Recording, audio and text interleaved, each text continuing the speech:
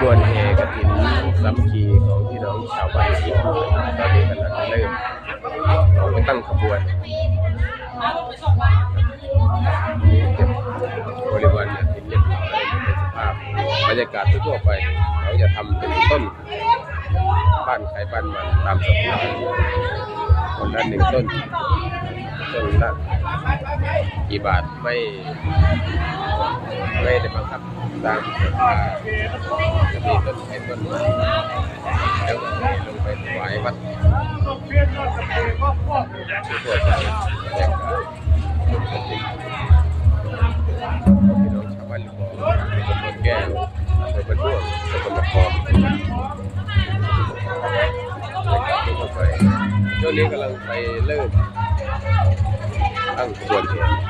หลังจากนั้นก็จะแห่จากกองบริการจากทาง